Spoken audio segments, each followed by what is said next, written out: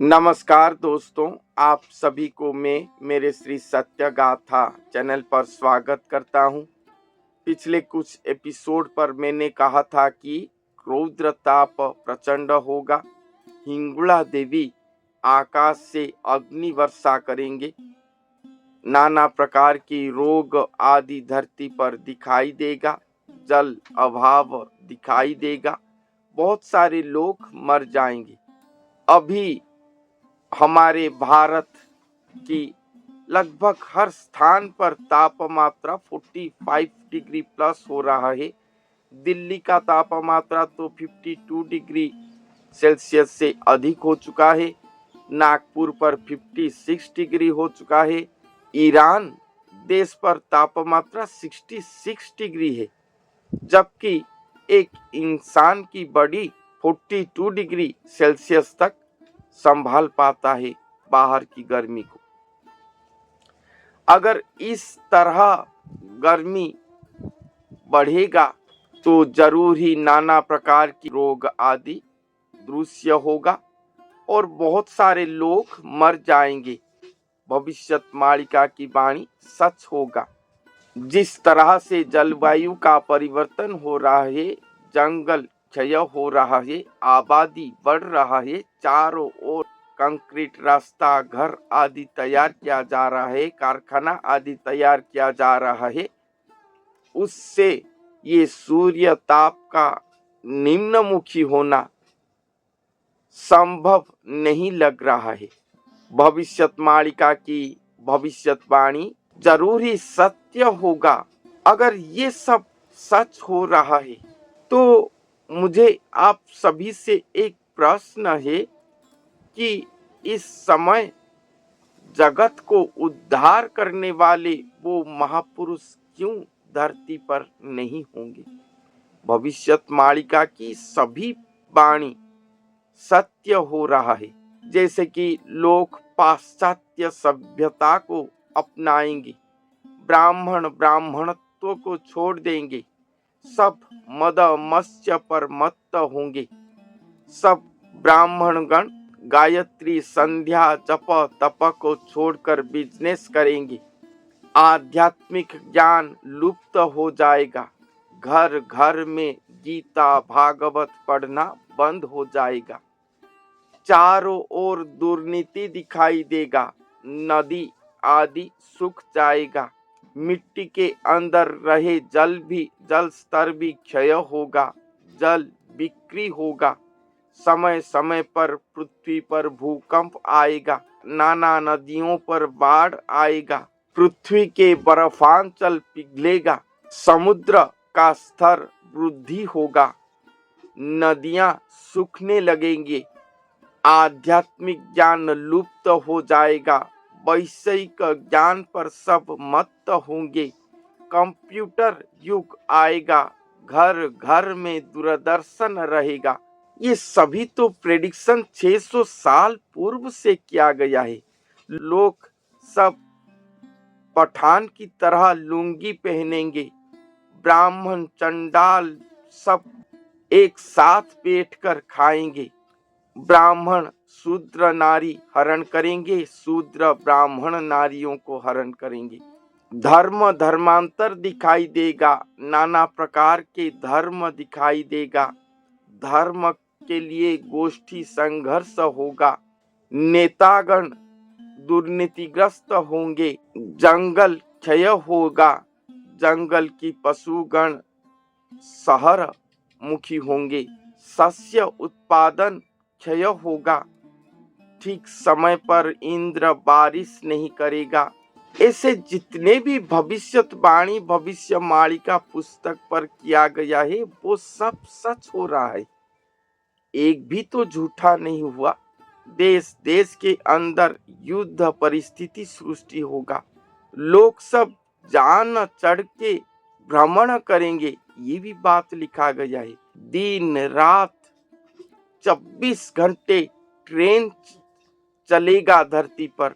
600 साल पहले तो ट्रेन लाइन नहीं था, तो महापुरुष ने ये लिखे थे कि ट्रेन लाइन आएगा, कंप्यूटर का युग आएगा, दूरदर्शन का युग आएगा। अगर ये सब कुछ सच हो रहा है तो जो महापुरुष ये धरती को सुरक्षा देने के लिए आएंगे, ये बात क्यों झूठ होगा? जरूर ही वो उपस्थित होंगे इस धरती पर अपने समय होने पर। उस समय जगत महाप्रलय की ओर जा रहा होगा, जिसके बारे में ये पृथ्वीवासी अनजान होकर रहे होंगे। अगर सब चिंतन करेंगे पृथ्वी की गति को लेकर तो जरूर ही सोच पाएंगे कि कुछ ही वर्ष के अंदर एक बहुत बड़ा डिजास्टर आने वाला है, मगर उसके बारे में कोई भी कुछ भी चिंतन नहीं करता, बल्कि हमारे भविष्यवाणिका के वाक्य को बकवास बातें कहते हैं। इसलिए महापुरुष ने कहे हैं, संत भीमोभोई जी ने एक स्थान पर कहे हैं कि जब तक तुम सब ये सब कुछ को अपने आंख से न देख लोगे, तब तक तुम कोई भी इसे विश्वास नहीं करोगे, और जब तुम सब देखोगे, वो समय पर तुम्हारे हाथ से सब कुछ निकल गया होगा, और एकत्रित करके अपने आप को सुरक्षित करने के लिए समय तुम्हारे पास नहीं रहेगा। कैसे सुरक्षा पाओगे? महापुरुष हमेशा कहे हैं कि एकमात्र प्रभु भरोसा, गुरु आश्रा, प्रभु आश्रा, प्रभु नाम धारण, धर्म पथ अनुसरण, सत्य व्रत धारण, ये सभी को अगर तुम रखे होगे तब भी तुम सुरक्षा पाओगे आने वाले महाविपत्तियों पर। क्योंकि ये जो आने वाले महाविपत्ति है, ये इंसानों के द्वारा कम होगा, कुदरत के द्वारा अधिक होगा। सभी समझेंगे कि ये इंसान के द्वारा हो रहा है, मगर सब दैव प्रहार होगा शून्य से। इसीलिए ही तो सब होगा। चंडी चामुंडा कांतानी शक्तिगण शून्य में रहकर ये सब कर रही होंगी। उनसे सुरक्षा एकमात्र श्री गुरु दे पाएंगे, क्योंकि श्री गुरु कवच के अंदर रहने वाले नर नारी को कभी भी कोई भी दुष्ट शक्ति, संत शक्ति, देवता शक्ति, स्वयं भगवान भी स्पर्श नहीं कर पाते। उसको स्पर्श करने से पहले गुरु की आज्ञा की आवश्यकता है। गुरु इतने पावरफुल है कि उनके आश्रित जन को स्वयं भगवान भी दंडित नहीं कर पाते। एकमात्र गुरु आश्रा ही सर्वोत्तम कवच है कलियुग की अंत समय पर होने वाले महाविपत्ति से रक्षा पाने के लिए।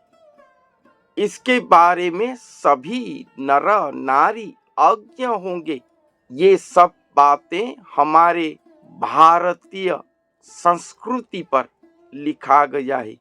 संस्कृति अर्थात आध्यात्मिक पुस्तक, जिसे हम पुराना शास्त्र कहकर फेंक दिए हैं, उस पर कोई भी ज्ञान नहीं है, हमारे काम के ज्ञान नहीं है, ऐसा कहकर फेंक दिए। वही पुस्तकों पर ही प्रकृत ज्ञान छुपा हुआ है, जिसके द्वारा हम सुरक्षित रह पाएंगे, तत्सहित मानव समाज को भी सुगठन कर पाएंगे, सभी को सही रास्ता से लेकर जा पाएंगे। तो ये समाज तो अभी घना अंधकार के अंदर चल रहा है, तो इसको उद्धार करने के लिए स्वयं उद्धारकर्ता जगतकर्ता आएंगे। इसके बारे में संत भीमोभोई जी ने लिखे हैं कि जब जगतकर्ता आएंगे तब वो कैसे दिखाई देते होंगे। जगत करता विजय पहुंडी की गला साजे, स्वयं जगत कर्ता विजय करेंगे। मत्त गज चाली प्राय स्वरूप विराजे। मत्त गज अर्थात एक भक्त जब भगवान के भक्ति पर मत्त हो जाता है उसे मत्त गज कहते हैं। वही मत्त गज की चलने की ढंग से स्वयं भगवान उसी तरह चल रहे होंगे धरती पर आकर। उसी तरह उनका स्वरूप विराजमान हुआ होगा धरती पर। मैंने जो हमेशा कहा है कि एक भक्त महापुरुष के शरीर पर स्वयं जगत कर्ता आएंगे, वही भक्त के शरीर पर वो आएंगे तो वो भक्त की तरह ही वो चलेंगे धरती पर। वैष्णव माया करी देखाऊ अछंती बाह्य। वैष्णव माया को बाह्य पर दिखाते होंगे ताकि कोई भी उन्हें पहचान नहीं सके। वृद्ध रूप परिपूर्ण नुहे जुबा तेजे। वृद्ध रूप को धारण करे होंगे, जुबा तेज शरीर पर दिखाई नहीं देता होगा। महापुरुष अच्युतानंद दास जी ने लिखे हैं कि जब वो देह त्याग करेंगे अर्थात 1600 ख्रीष्टाब्द, उससे 350 वर्ष के बाद वो महापुरुष धरती पर जन्म लिए होंगे। अर्थात 1620 ख्रीष्टाब्द प्लस 350 वर्ष अर्थात 1970 मसीहा के आसपास। अगर 1970 धरेंगे तो अब 2026 अर्थात वो महापुरुष को लगभग 50 प्लस या 55 के आसपास हो गया होगा। अनेक साधना महासाधना भी वो करे होंगे। तो ऐसे अगर हम देखेंगे तो उनका शरीर वृद्ध स्वरूप की तरह होगा, जुवा तेज उनके शरीर पर नहीं होगा। उसके बाद लिखे हैं हस मारुअछि मोते नाही मु कहूछि लाजे। संत भीम भोई लिख रहे हैं कि जगत कर्ता के ऐसे रूप को देखकर मुझे हंसी आ रही है, मगर मैं लज्जा पर ऐसे नहीं कह पा रहा हूँ। नवीन वयस गुप्त ब्रह्मांडर कार्य। मगर नवीन वयस आएगा उनके पास गुप्त तरीके से, क्योंकि स्वयं भगवान उनके शरीर पर विराजमान करेंगे, एक एकाकार होकर विद्यमान होंगे और स्वयं भगवान हमेशा किशोर अवस्था पर रहते हैं। उनका कोई वयस वर्धन नहीं है, इसलिए वो महापुरुष नवीन जुबा वयस की बल पर होंगे अपने अंदर से। ये ब्रह्मांड का कार्य करने के लिए नवीन वयस को अपने अंदर पर धारण करे होंगे। जुवा वयस बाह्य में दिखने में वो वयसाधिक हुए होंगे, मगर अंतः पर वो नवीन वयस की तरह स्फूर्ति रहे होंगे। से ही क्षीण रूप धरी अशेष ब्रह्मांड सर्जे। वही क्षीण स्वरूप साधना महासाधना असाध्य साधना ब्रह्म साधना महाब्रह्म साधना स्वयं भगवान को पाने के लिए अनेक अनेक साधना अणसाधना करे होंगे, जिसके लिए उनके शरीर क्षीण हो गया होगा। और वही क्षीण स्वरूप को धारण करके स्वयं भगवान जगत कर्ता वही शरीर पर रहकर ही अपने संसार को, अपने अशेष ब्रह्मांड को सर्जना कर रहे होंगे। वही शरीर पर रहकर ही अपने ब्रह्मांड के कार्य को वहीं से कर रहे होंगे। 56 कोटि जीव को पड़ी भात खंजे। 56 कोटि जीव जंतु सभी के लिए प्रतिदिन की खाद्य जुगाड़ करके देते होंगे स्वयं भगवान। आपने भुंजिला बेले तो सो होती बासी पेजे, मगर जब वो खुद खाते होंगे वो बासी पेज पर वो संतुष्ट होते होंगे, जो कि उड़ीसा की जो चावल करते हैं और उसको करने के लिए गर्म पानी पर चावल डालते हैं और चावल होने के बाद वो जो अधिक पानी होता है उसे निकाल देते हैं।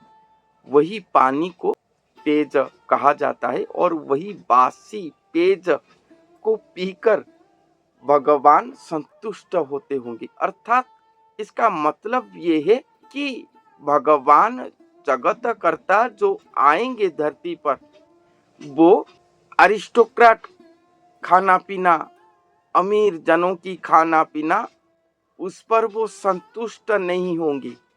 एक गरीबी की खाना, एक साधारण फैमिली, जनरल फैमिली की जो खाना होता है, वही पर ही वो संतुष्ट होते होंगे, वही खाते होंगे धरती पर आकर।